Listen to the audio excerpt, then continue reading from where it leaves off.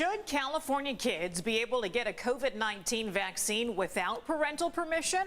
That's a question some are asking. Good afternoon. Welcome to The Four. I'm Heather Myers. I'm Carlo Cicchetto. A new bill could let kids in the state, 12 and up, get the shots on their own. And as you can imagine, it's creating some controversy. Political reporter Morgan Reiner joins us live now in Sacramento. Morgan, I know that you spoke to the lawmaker behind this effort. What did he have to say? Senator Scott Wiener told me that his goal is not to take away any rights from parents, but at the end of the day, he says he also wants to protect the lives of children. Now, Republican Assembly member Kevin Kiley told me that Wiener can word it however he wants, but taking away parents' rights is exactly what he says Wiener is doing.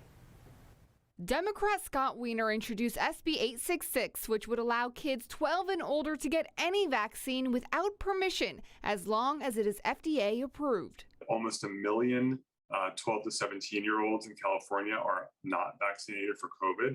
A lot of these kids want to be vaccinated, but either their parents won't let them or their parents just aren't prioritizing it. To parents who believe he's taking away their rights, his message is this. Of course, we want parents to be involved in their kids' lives and their kids' healthcare choices. And overwhelmingly, that's going to continue to happen. But for that group of kids who are being harmed by their parents' decisions to not let them protect themselves, we should let those kids take actions to protect their own lives. If the bill passes, only Washington, D.C. would allow for kids younger than 12 to get vaccinated without parental permission. California already allows 12-year-olds to consent to some vaccines for HPV or for hepatitis C.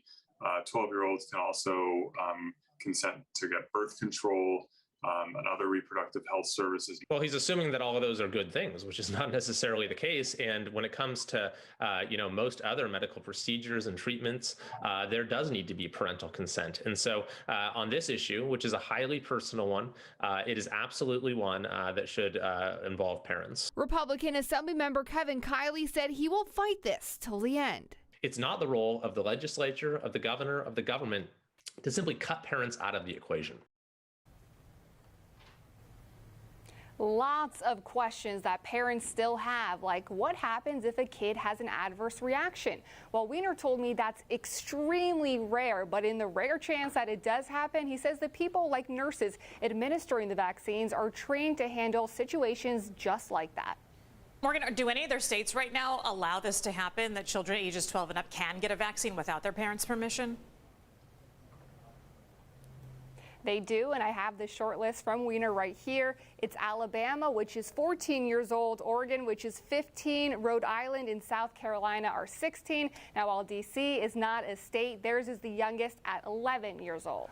Interesting proposition, sure to evoke a lot of emotions. Morgan Reiner reporting. Thanks, Morgan.